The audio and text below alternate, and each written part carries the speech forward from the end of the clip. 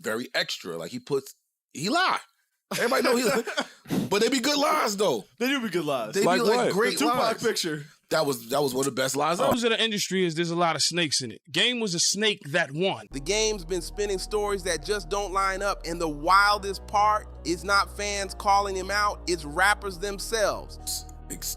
Extravagant lies we've ever heard in our lives on this episode. I'm with you.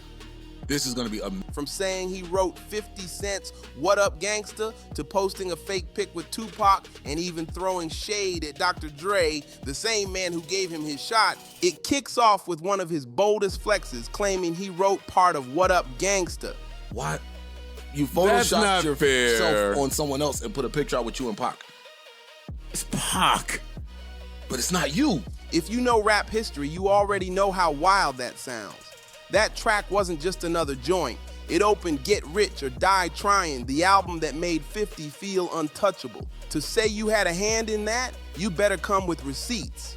Yes. You heard him say Kanye did more for me in the last 2 weeks than Dr. Dre did my entire career, right? When asked, 50 didn't just shut it down, he laughed. His whole vibe said, "Are you serious?" For him, that joint was pure him, his pen, his raw energy, his baby. And Tony, who was right there in the studio, made it even clearer. You didn't write nothing. Sharp, cold, and direct. So why does this matter so much? Because according to 50, Game's entire rise only happened through him. What Up Gangsta with 50. I didn't write What Up Gangsta for 50. I was in there and part of the influence. And Dre picked the beats. 50 wrote the hooks, and G-Unit sprinkled features all over the documentary. Even classics like Hate It or Love It and How We Do. Those were 50's tracks first. Dre's ear, 50's pen, and G-Unit's cosign gave Game his credibility and put him on the map. That's why when Game tried to twist history, acting like he shaped 50's work or didn't need those cosigns, it came off like disrespect, especially to legends like 50 and Dre, who guard their legacies heavy. That's why those claims hit so hard. It wasn't just fans rolling their eyes, it was the very people who built Game shutting him down in public. You're in a coma for 3 days. That's all I read. What was it like? And that's where people started thinking, if he stretched the truth here, what else has he been bending? Which leads straight into one of the most infamous parts of his story, the night he got shot. For years, Game has told the tale of being shot inside his own home. But depending on which version you catch, it feels less like memory and more like a movie script. Yeah, I'm like, come on, bro. He wasn't even around when we did that. Like, that was before you even came into the picture. Like, that's Get Rich or Die Trying. He didn't even... Coming to after that. Yeah, we didn't even know. The main story goes like this. Back in 2001, he was ambushed, hit multiple times, slipped into a coma, then woke up ready to chase rap. On the surface, it's a redemption arc. The streets nearly take you out, but music saves you. The issue? The details never stay locked in. Sometimes Game says 5 shots, other times 7. One version has him bleeding on the floor for hours. Another says his brother rushed in right away. Even the coma keeps changing. Sometimes it's 3 days, sometimes it's weeks. And while nobody questions that he was really shot, hospital records back that up. When the story keeps shifting, it feels less like truth and more like theater. Fans caught on quick, and the contradictions became impossible to ignore. Take his lyric, "I woke up out the coma, 2001. Problem is, Dre's album 2001 dropped in 1999. The timeline just doesn't line up. And when your whole image is built on being authentic, slip-ups like that are cracks that everyone sees. He did have word was music that I made with Dre, not with Game release. How We Do, Hate It or Love It, Church for Thugs, Special, Higher, West Side Story.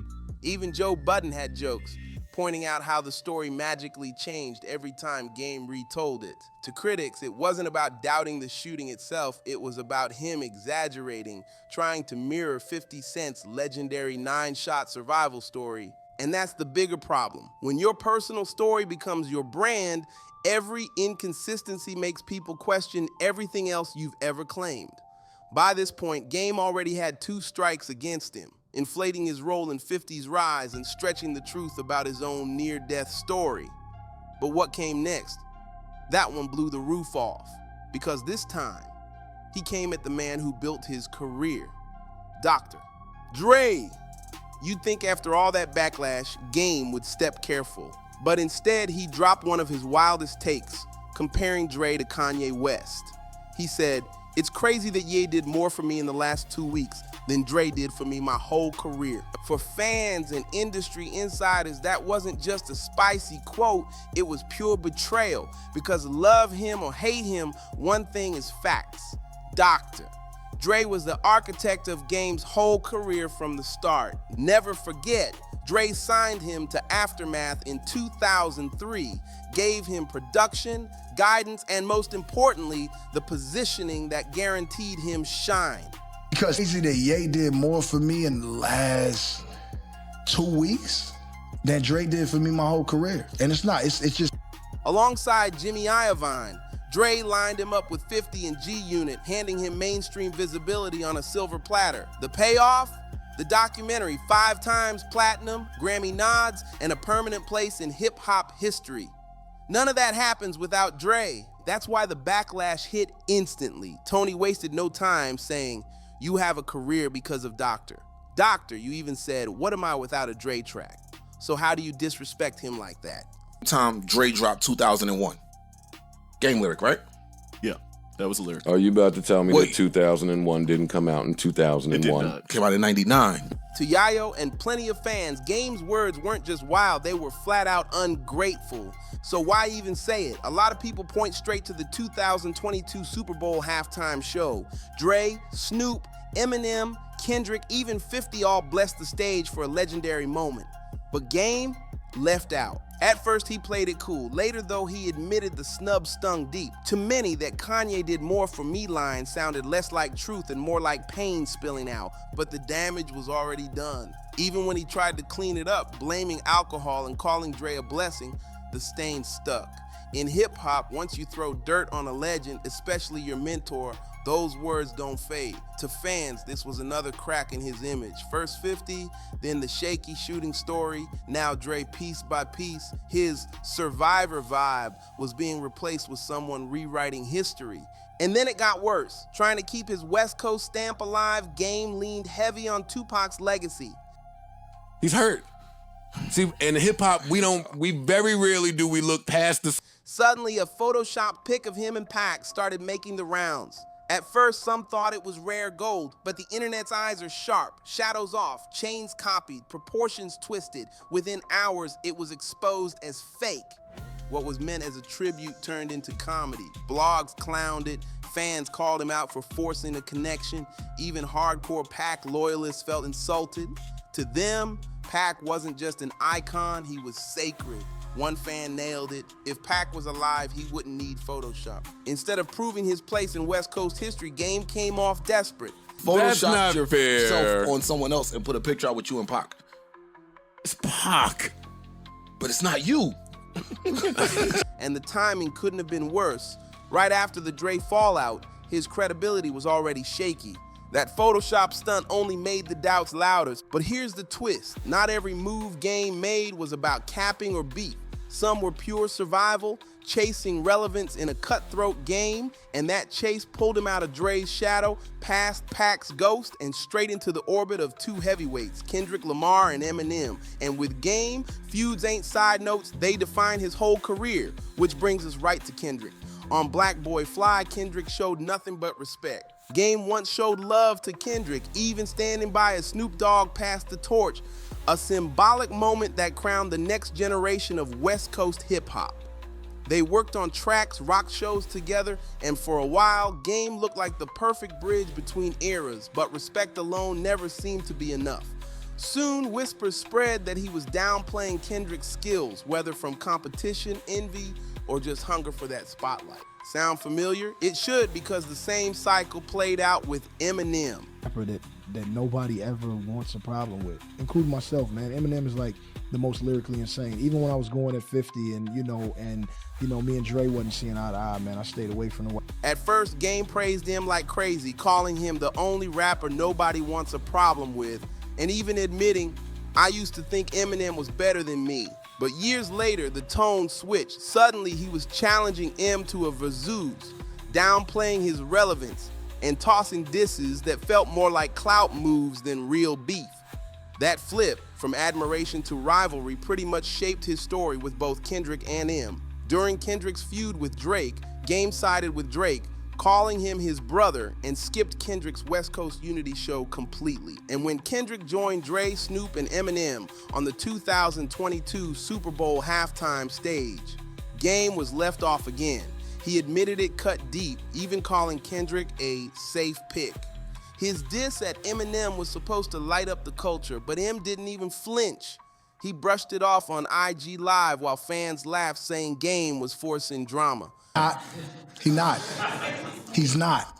Hey, challenge it. Game, you don't want to go versus against Yes, Eminem. I do. What do you mean? Yeah, I do. More and more, people started claiming Game had a pattern. He'd show respect, twist it into rivalry, then stir controversy just to stay in the mix. Sometimes it hit, sometimes it backfired, but it always made him look like he was battling his own need for relevance. Then came a new low. Rapper Spar called him out, saying he paid for a feature but never got it. A fan piled on saying, Game charging $4,000 for a verse, bro is down bad.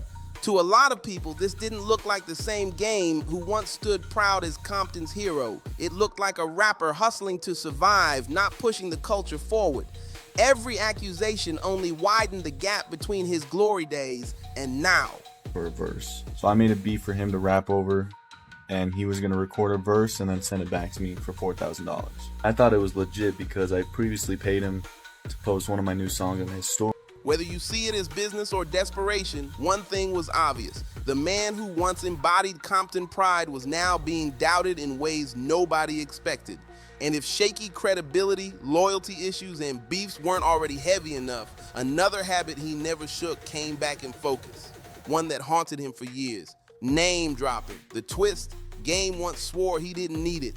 And that's the point where most rappers start losing patience. The Game built a whole reputation off dropping big names. Dre, 50 Cent, Eminem, Pac, you name it. At first it came off like respect. A hungry kid from Compton saluting the giants who inspired him. But over time, that respect turned into a pattern and eventually a punchline. To name drop, right? I don't need to. You Me wanna and know you why? both. You wanna know why I I forget do? what it was. Fans and rappers alike noticed.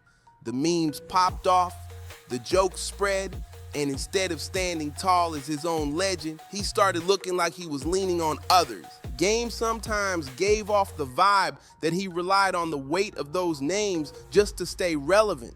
That's where the energy shifted. People started asking, was he really carving out his own lane or forever living in the shadows of bigger icons? What began as homage slowly became habit, and what once felt like respect turned into something people laughed at. His shoutouts weren't just harmless nods anymore, they became part of his brand. They shaped how the world saw him, and in some cases, how people judged him. From Dre to 50, from Pac to M, every story and every contradiction added another layer to how the public viewed the Game. Was he keeping it real or just embellishing? Fans were left debating nonstop. The more he spoke, the more heat came his way. Every line got dissected, every flex weighed against his history and his actions. It left people asking the real question: where does fact end and fabrication begin?